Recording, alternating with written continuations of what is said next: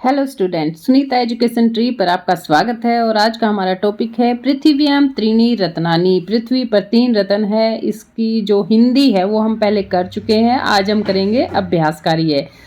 तो शब्दार्थ ये आपके श्लोकों में आ चुके हैं, फिर भी आप इनको एक बार रीड कर लेना अच्छे से, ठीक है। उसके बाद चलते हैं हम अभ्यास कार्य की तरफ। तो अभ्यास कार्य में हमारा फर्स्ट क्वेश्चन रहेगा, एतानि सर्वाणि सुभाषितानि उच्चैः पठन्तु स्मरन्तु लिखन्तु च। इसका अर्थ है कि इन सभी श्लोकों को आप उच्चे जोर से पढ़ें, याद करें और लिख कर देखें, ठीक है। फिर सेकंड क्वेश्चन रहेगा हमारा, अधोलिखिता नाम। अधः होता है नीचे, लिखे हुए प्रश्न नाम उत्तराणि, प्रश्नों के उत्तर एक पदेन लिखन्तु, एक पद में यानी कि एक शब्द में लिखें। फर्स्ट क्वेश्चन है हमारा, पृथिव्याम कति रत्नानि संति। पृथ्वी पर कितने रत्न है। तो ये हमारा फर्स्ट ही श्लोक है, वहीं से क्वेश्चन लिया गया है। तो कितने रत्न है हमारे, त्रीणि, 3। सेकंड है, अयम निज है परोवा इति गणना केशाम भवति। यह मेरा है, निज है मतलब मेरा है, यह पराया है, इसकी गिनती कौन करता है। लघु चेतसाम, छोटे हृदय वाले लोग करते हैं। नेक्स्ट क्वेश्चन है हमारा, कार्याणि केन सिद्ध्यन्ति। कार्य जो है किस प्रकार सफल होते हैं। तो कार्य कैसे सफल होंगे, परिश्रम करने से। तो आंसर भी है परिश्रम या उद्यमेन, दोनों में से कोई भी लिख सकते हैं आप। नेक्स्ट है हमारा, विद्या किम ददाति। विद्या हमें क्या देती है। तो विद्या से प्राप्त होता है विनयम यानी कि विनम्रता। नेक्स्ट जननी यानी कि माता, जन्म भूमिश्च कस्मात गृहसी। और जहाँ हमारा जन्म हुआ है वो किससे भी बढ़कर है। तो स्वर्गात, स्वर्ग से भी बढ़कर है। लंका की दृष्टि आसित। लंका कैसी थी। तो स्वर्णमयी, सोने की थी लंका। नेक्स्ट क्वेश्चन है हमारा, अधोलिखिता नाम प्रश्ना नाम एक वाक्येन उत्तराणि लिखन्तु। कि नीचे लिखे हुए प्रश्नों के उत्तर जो है एक वाक्य में लिखने हैं। पहले एक पद था, अब वाक्य है। तो फर्स्ट है, पृथिव्याम त्रीणि रत्नानि कानि संति। कानि मतलब कौन कौन से, पृथ्वी पर 3 रत्न कौन कौन से हैं। तो पृथिव्याम त्रीणि रत्नानि जलम अन्नम सुभाषितम च अस्ति। जल, अन्न और मीठी बातें हैं। नेक्स्ट है हमारा, उदार चरिता नाम भावः क भवति। उदार चरित यानी कि बड़े हृदय वाले लोगों का भाव जो है वो कैसा होता है। तो हम कह की जगह चेंज करेंगे, बाकी सेम रहेगा। उदार चरिता नाम भावः वसुधैव यानी कि पृथ्वी कुटुंबकम, परिवार के समान है। तो क्या भाव होता है, उदार चरिता नाम भावः वसुधैव कुटुंबकम इति भवति। नेक्स्ट है मृगः यानी कि हिरण या पशु, स्वयमेव अपने आप, कस्य मुखे किसके मुख में, न प्रविशन्ति प्रवेश नहीं करते हैं। तो कस्य की जगह हम लिखेंगे सिंहस्य, बाकी सेम रहेगा। मृगः स्वयमेव सिंहस्य मुखे न प्रविशन्ति। कि हिरण जो अपने आप शेर के मुख में प्रवेश नहीं करता। नेक्स्ट है, अभिवादनशीलस्य नित्यम कानि वर्धन्ते। कि अभिवादन करने से प्रतिदिन क्या बढ़ता है। तो कानि की जगह आ जाएगा, 4 चीजें बढ़ती है ना। तो अभिवादनशीलस्य नित्यम आयुः विद्या यशः बलम च वर्धन्ते। नेक्स्ट है हमारा, मनुष्य है धनात् किम आपनोति। मनुष्य को धन से क्या प्राप्त होता है। तो मनुष्य को धन से क्या मिलता है, धर्म। यानी कि धन होगा तभी हम धर्म के कार्य कर पाएंगे ना। तो मनुष्य है धनात् धर्मम आपनोति। किम की जगह चेंज हो जाएगी, बाकी सेम रहेगा। नेक्स्ट, उत्पन्नेषु कार्येषु कीदृशम धनम उपयोगाय न भवति। कि उत्पन्न हुए कार्य में किस प्रकार का धन उपयोग में नहीं आता है। तो हमने किया था ना कि दूसरे के हाथ में गया हुआ धन समय आने पर काम नहीं आता। तो वही आंसर आएगा कि उत्पन्नेषु कार्येषु परहस्तगतम।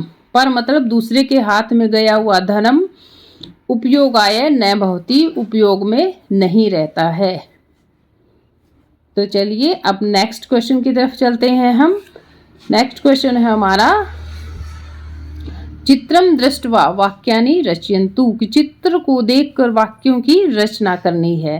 तो यहाँ चित्र है, एक पेड़ है और उससे हमें क्या क्या प्राप्त होता है, फल, फूल, लकड़ी, छाया, कागज और पत्ते, ठीक है। वैसे और काफ़ी चीज़ें भी प्राप्त होती है, लेकिन फिलहाल जो दी हुई है हमें उन्हीं पर वाक्य बनाना है। तो उदाहरण के अनुसार हमें वाक्य बनाना है, ये और भी अच्छी बात है। हम एग्जाम्पल्स के अनुसार ही चलेंगे। तो फल के ऊपर बनाए हुए हैं, वृक्षः फलानी यच्छति त्वं फलानी स्वीकरोषि अहम फलानी स्वीकरोमि। तो इसका अर्थ क्या हुआ कि वृक्ष हमें फल देता है, तुम फल को स्वीकार करते हो, मैं फल को स्वीकार करता हूँ। उसी तरीके से हमें नेक्स्ट वाक्य बनाएंगे, वृक्षः पुष्पाणि यच्छति। ठीक है, त्वं पुष्पाणि स्वीकरोषि अहम पुष्पाणि स्वीकरोमि। हमें सिर्फ फलानी की जगह शब्द चेंज करना है, बाकी सेम रहेगा। तो इसलिए ये वाक्य भी बहुत इजी है। अब हम बनाएंगे लकड़ी पर। लकड़ी को संस्कृत में बोलते हैं काष्ठम। वृक्षः काष्ठम यच्छति त्वं काष्ठम स्वीकरोषि अहम काष्ठम स्वीकरोमि। उसके बाद छाया पे, वृक्षः छायां यच्छति त्वं छायां स्वीकरोषि अहम छायां स्वीकरोमि। फिर है कागज। कागज को बोलते हैं करगदम। वृक्षः करगदम यच्छति त्वं करगदम स्वीकरोषि अहम करगदम स्वीकरोमि। फिर है पत्ता। अब हम पत्ते के ऊपर वाक्य बनाएंगे, सेम ऐसे ही चलेगा। ठीक है, तो वृक्षः पत्राणि यच्छति त्वं पत्राणि स्वीकरोषि अहम पत्राणि स्वीकरोमि। ओके, ध्यान रखना सिर्फ फलानी की जगह ही हमें शब्द को चेंज करना है, बाकी सेम ही रहेगा। वृक्षः यच्छति त्वं स्वीकरोषि अहम स्वीकरोमि। अब नेक्स्ट क्वेश्चन है हमारा कि अधोलिखितानि, अधः मतलब नीचे लिखे हुए, वाक्यानि वाक्यों को पठित्वा पढ़ करके मैं हाँ अथवा न नहीं इति लिखन्तु लिखना है। श्लोक आपने याद किए हैं तो आपको इनकी हिंदी पता होगी और उस अनुसार हम आंसर देंगे। फर्स्ट है किम पृथिव्यां त्रीणि रत्नानि सन्ति, क्या पृथ्वी पर 3 रत्न है? तो उत्तर है आमय हाँ। क्या है हमारा? त्रीणि रत्नानि जलम अन्नम पाषाणम च सन्ति। पाषाण है तो पत्थर होता है। ये 3 रत्न कौन से? जल, अन्न और पत्थर। तो ये गलत हुआ, तो न लिखा हमने। ख है किम धर्मेण सुखम प्राप्यते, कि क्या धर्म से सुख प्राप्त होता है? आमय हाँ। नेक्स्ट है किम विद्या विनयम ददाति, क्या विद्या विनयता प्रदान करती है? तो हाँ। उसके बाद है किम अभिवादनशीलस्य विद्या वर्धते, क्या अभिवादन करने से विद्या बढ़ती है? तो इसका आंसर भी आएगा आमय हाँ, क्योंकि हमारी 4 चीजें बढ़ती है और उनमें एक विद्या भी है। नेक्स्ट है किम उद्यमेन कार्याणि नश्यन्ति, और नश्यन्ति नष्ट नहीं होते, परिश्रम से कार्य तो बनते हैं। तो ये आएगा नहीं। किम जन्म भूमि है स्वर्गात गृहसी भवती, क्या जन्म भूमि स्वर्ग से भी बढ़कर है? तो आंसर है आमय हाँ। उसके बाद नेक्स्ट हमारा चित्रे दर्शितस्य नाम लिंग च निर्दिशन्तु, कि चित्रों जो दर्शाए गए हैं उनके नाम और लिंग हमें लिखने हैं। तो संस्कृत में हमारे लिंग कितने हैं? 3 है, पुल्लिंग, स्त्रीलिंग और नपुंसक लिंग। तो हमें जो ये चित्र दिए हुए हैं इनके नाम लिखने हैं और इनके लिंग बताने हैं। सबसे पहले है हमारा गुलाब। गुलाब का उदाहरण दिया हुआ है यथा मतलब जैसे, तो हम इसको बोलेंगे पुष्पम और इसका लिंग है नपुंसक लिंग। उसके बाद शेर है तो इसको सिंह है और ये पुल्लिंगम है। उसके बाद है फलम और नपुंसक लिंगम में आता है फल। महिला ये स्त्रीलिंग। ठीक है, मैं लगाना है सबके पीछे, ध्यान रखना, सिंपल वाक्य शब्द लिख के। फिर है छाया। छाया को हम क्या बोलेंगे? संस्कृत में छाया ही बोलते हैं और छाया जो है वो स्त्रीलिंग के अंतर्गत आती है। फिर है पुस्तकें, तो पुस्तकानी और नपुंसक लिंग आता है। उसके बाद है नेक्स्ट क्वेश्चन हमारा बच्चों कि वल्य पदानी विलिख्य। वल्य मतलब सर्कल में दिए हुए पदों को सुभाषितम पूरयन्तु, उनको देखना है और हमें सुभाषित यानी कि श्लोक को कंप्लीट करना है। एक श्लोक दिया हुआ है ये पूरा, विद्या ददाति विनयम। तो तीसरे सर्कल में क्या आएगा? विनयम। और विन्यात याति पात्रताम, सेकंड में याति पात्रताम, और वहीं से हमें टर्न करना है। दोबारा सेकंड लाइन में नहीं आना, बैक से ही मुड़ जाना है, क्योंकि जो एरो डॉट दिए हुए है उसी अनुसार हम चलेंगे।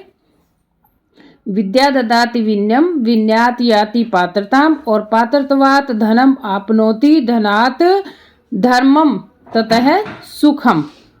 ऐसे हमारा श्लोक कंप्लीट हो जाएगा। हमें पुल्लिंग, स्त्रीलिंग और नपुंसकलिंग पदों को ऊपर पट्टिका से छांटकर यहाँ पर साइड में लिखना है। तो यानी कि संस्कृत में हमारे 3 लिंग होते हैं, ध्यान रखना। कौन से? पुल्लिंग, स्त्रीलिंग और नपुंसकलिंग। तो चलिए इन पदों को लिखते हैं हम। सबसे पहले पुल्लिंग पदों को लिखेंगे हम। उद्यम है, विनय है, निजय है और पराक्रम है। अब स्त्रीलिंग पदों को लिखेंगे हम। वसुधा, जननी, विद्या, बुद्धि, शक्ति है। उसके बाद हम लिखेंगे नपुंसकलिंग पदों को। साहसम, धैर्यम, पत्रम, मूलम और धनम। इस प्रकार हमने इस क्वेश्चन में पुल्लिंग, स्त्रीलिंग और नपुंसकलिंग तीनों तरह के पदों को अलग कर दिया है। अब है पाठगतानि सुभाषितानि स्मृत्वा रिक्तस्थानानि पूरयत। अब भाई सुभाषितों को याद करना है और फिर खाली स्थान भरने हैं, यानी कि सुभाषितों की श्लोकों की लाइन आई हुई है ये। तो फर्स्ट हमारी पृथिव्याम त्रीणि रत्नानि जलम अन्नम सुभाषितम। ठीक है। उदार चरिता नाम तू, बताओ सोचो क्या आएगा। श्लोक में क्या था? उदार चरिता नाम तू वसुधैव कुटुंबकम भवति। नेक्स्ट है उद्यमेन ही कार्याणि सिद्ध्यन्ति, यानी कि परिश्रम से ही कार्य सिद्ध होते हैं। अभिवादनशीलस्य वृद्धोपसेविनः चत्वारि वर्धन्ते, कि 4 चीजें बढ़ जाती है ना। उसके बाद है उद्यम साहसः, साहसम। उद्यम के बाद क्या आएगा? साहसम, धैर्य, बुद्धि है, शक्ति है, पराक्रम है। इससे हमारा श्लोक कंप्लीट होगा।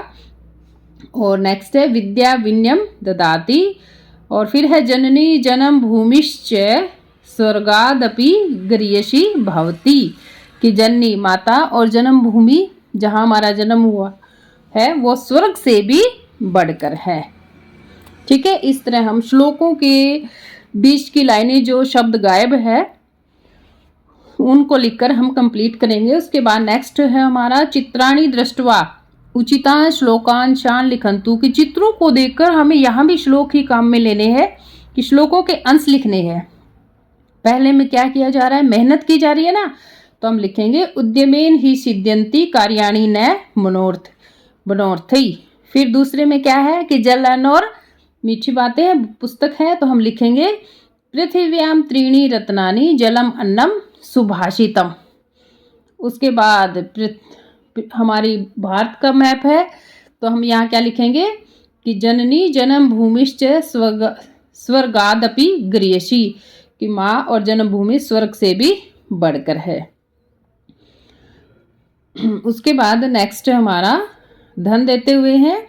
तो यहाँ हम लिखेंगे कार्य काले समुत्पन्ने न सा विद्या न तद धनम, कि समय आने पर न तो वो विद्या काम आती है और न ही वह धनम जो दूसरों के दिया गया है। यहाँ पे एक श्लोक और भी है जो सेट बैठता है यहाँ पर, कि विद्या से हमें धन भी प्राप्त होता है ना।